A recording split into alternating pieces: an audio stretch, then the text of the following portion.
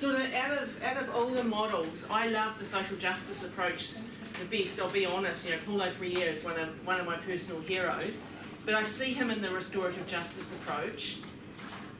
I would say, though, the restorative justice approach, it actually probably is my favourite one that we've yet to really truly realise its full potential. It's a very, very, very, very powerful model. And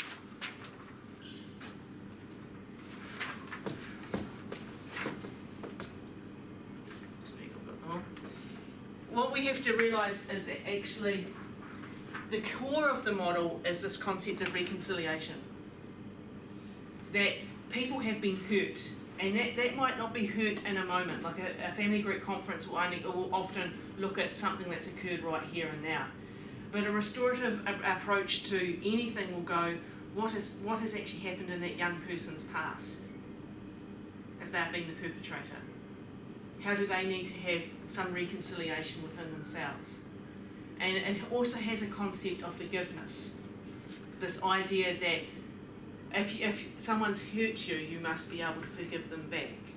And what I talked to you originally about, I talked to you about one of my students in Auckland who actually did his assignment and then reflected on a program that he'd been doing, which was restoring a sort of, like those of you that know Wainui will know the Black Creek, and it's a space where there's been a lot of heartache for young people. There's been suicides there, there's been deaths there of other types, and this was a similar place for this student of mine in Auckland. His program that he developed ended up going, well, how do we reconcile this whenua and this awa with the young people in the community? And how do we allow this whenua and awa to actually forgive us? So, and to me that was actually really, really powerful, because that wasn't about here's a crime and let's get this. It was actually, how do we actually enable some form of restoration to happen here? Reconciliation means that you can actually come around a table and achieve forgiveness. Now, often in the world it's considered an Indigenous approach, and it's often associated with Te Ao Māori first, because that's where restorative justice first started in the world, in the family group conference system based here in Aotearoa. Now, I will be honest, and T and Cliff, you can correct me on this, and feel free to. But in my opinion, whilst we might see it as an Indigenous approach, we should not romanticise it. That we also have to acknowledge that it's one of those approaches, and that there were other approaches in Indigenous approaches such as utu. That if you actually hurt us, we can hurt you in return. But I would say what you see within all cultures, including Western, is actually the desire for reconciliation, first a desire for forgiveness. And that what this model was trying to do is pick at some innate aspects of our human nature. I've already picked up it's been used within youth justice in New Zealand. Now, one of our students who's graduated last year, he's very senior in SIFs, and he did his assignment on this because he thought it was the easy way out. He had lots of experience with restorative justice. He came to the conclusion at the end of his report that the family group conference started out of a restorative role, wanting to actually bring reconciliation and forgiveness. But it actually is inherently not. Because as soon as a young person in New Zealand has done something, unlike adults, the juvenile justice system sees them first as guilty. They're not innocent before proven guilty. So they're instantly labelled in that. And often at the end, the stages, often the final stages of the restorative justice approach, which enable the young person to be reintegrated back into their community as one of their community, does not happen. In fact, the young person comes back into their community labelled. So our student came down to it, well, we need to redo the restorative approach within our community. The restorative justice approaches within schools, so far we've found that they've had more success than within the justice system. And if any of you are doing the addictions papers or done the addictions paper, addiction, working clients in the justice system. The restorative justice approach with drug and alcohol has been really successful, particularly in Auckland.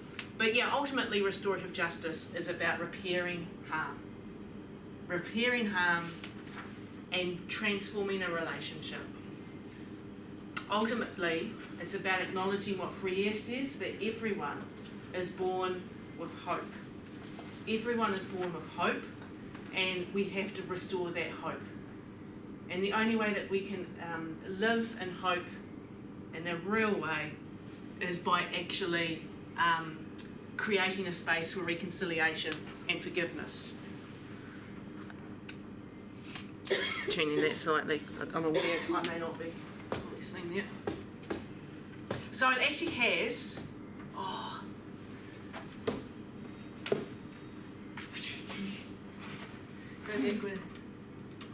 it has 4 key principles, and we're going to look at these in detail, and an application of restorative justice in Canada, and we'll look at a few restorative justice ones, particularly through video, throughout the next couple of weeks. So the 4 principles and values is encounter, amends, reintegration, and inclusion. Now the encounter stage is really, really important in a restorative justice approach. The encounter stage is a stage of grace. It's when you actually are able to approach someone in a way that does not shame them. So, say Ara's that you had hurt me by coming into my country and taking all my land. The encounter for me to you would be for me not to give you a guilt complex. So, in that way, if you've got an encounter and you'll see the Canadian approach that's been used for restorative justice. The encounter is very like, we promise you, no guilt trips. Yeah. As soon as the guilt trip's put down, then the person that has actually done the harm starts to shut down themselves. The people that have done the harm shut down themselves. We had a student who used a restorative justice approach within her Marae-based youth development work all the time. And the way it would happen is at the end of every day, everyone would come into the marae, sit in a circle, and she would say to them, look, hey, and some of you may have heard this story, she would get people to go, look, has anything happened today? Has anyone felt I've hurt anyone today? Or done something to anyone that they might want to ask forgiveness for? And she said, because of the way the Araha, the whole group had been set up, at the end someone would be quite happily put up their hand and say, look, Cliff, I realised I did this earlier today. I'm really sorry, mate.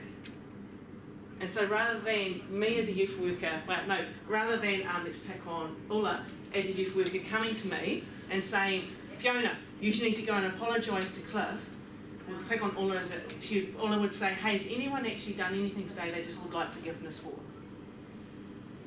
And so that was a gentle encounter rather than you need to fix this up. But then isn't that putting someone on the spot? Well, it depends how you've set that up, hey? It's about that araha that you've set up. And also, it's very important about this. And what would happen at the end is there would be hugs, and there'd be a karakia and a waiata, and that, whatever happened, would never be spoken about again. Yeah. So, and that's the key thing, because what happens in New Zealand is that we never forget. We've got really, really, really, really long memories. Yeah, I get off. And and if someone's hurt us, we want to remind them that they've hurt us, even when we've forgiven them. And so the environment was set up that the young people would know that it was gone, that issue would not be dealt with again, it would not come up again. So amends, there's always something that happens, there's always an exchange that happens to acknowledge that something actually has to be fixed. Reintegration, which we've already talked about, but that reintegration ensures that no one gets labelled at all. And then that inclusion is that the community's back together, that community of hope. Really quite powerful if you think about a youth development program that actually had all 4 of these principles in it. And I argue that this could be a place you could actually frame youth work around this. That's what I like about it. Yeah, because it's about community. And each of us in that community being one. And it really, really, really acknowledges that healing can only happen if the group comes together. As a collective. Yeah. So it is inherently Indigenous. But it's Indigenous, I'd say, to all peoples. It's just some Westerners have closed their eyes on things a bit sooner than others.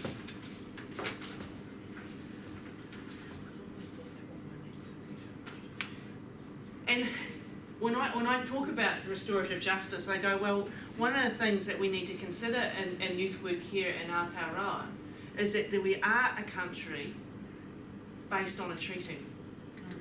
We would not exist as a country in this world today without a treaty. There is no way. And within that, we actually know that there are 2 different versions. And that those 2 different versions have inherently put injustice into our communities. If we look at our history, we will know that in the 1800s, we were incredibly racist to our Asian peoples that came to live here.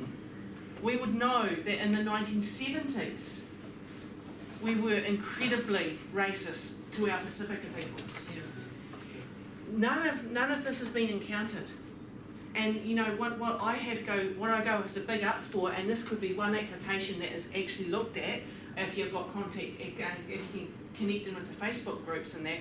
But it's the young girls in one of the kaupapa here in the North Island who started that petition for a day to remember the New Zealand Wars, and also for the inclusion of the New Zealand Wars into the curriculum.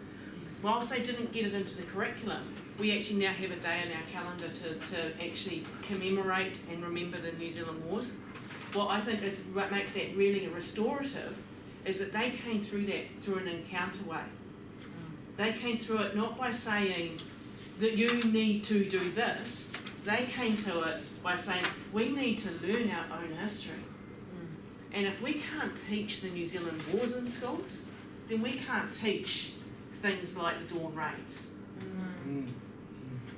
If we want to live in what we call amnesia, then we can't allow restoration. We can't allow for true reconciliation.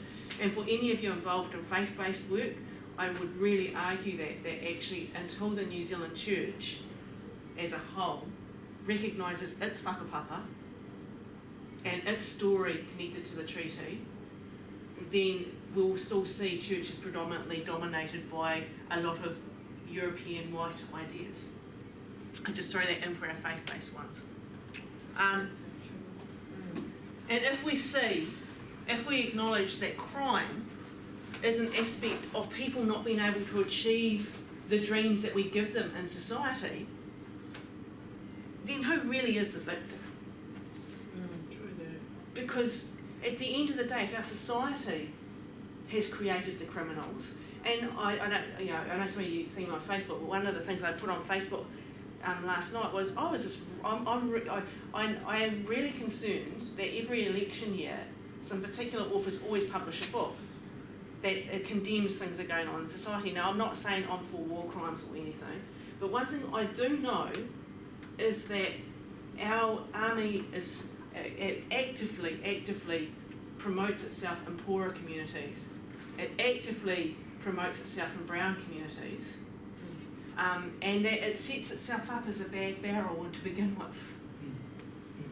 It's a really, and when I say a bad barrel to begin with, my cousin's quite high up in it. But you throw a lot of really, you imagine the strain our soldiers are on in another country into a really stressful situation. You really can't just go, they're the ones to blame. They're the ones to blame for everything. They made the wrong decision. We need to reconcile, and we need to forgive. And what's the last bit there? Could there be a possible connection between our negative statistics, social interest? I've already waffled on all about that one. So I'm going to play you. See, this is how short these sessions are from now on, because it's give you what it is, nice and short. I'm going to play you a short video that actually looks at it in a very powerful way. Hopefully our speakers are working. But then we're going to look at a video called 8 Fire. So it's 8 TH Fire. I'm aware that some of you want to go for supervision. So you may want to actually get copies of that video from me and watch that in your own time, because I'm not going to play it again. And it's a very important video. I just asked not to pack up though whilst you're waiting. It's a very important. 8 Fire is a very important video because it actually actively shows in Canada Indigenous peoples coming together to do all those 4 principles to address treaty issues there. And it's such a powerful video when they start off, do you know us? Come on in, have a cup of tea, and promise you, no guilt trips. It's an incredibly powerful video, and it's a whole series. It's a series of 8 episodes. And if you want to do restorative justice and look at colonisation through it, then you're quite welcome to get to borrow my 8 Fire videos and use that as one of the applications, the international application. So we'll look at the video now, and then we'll put 8 Fire on, and we're going to analyse 8 Fire through the restorative lens.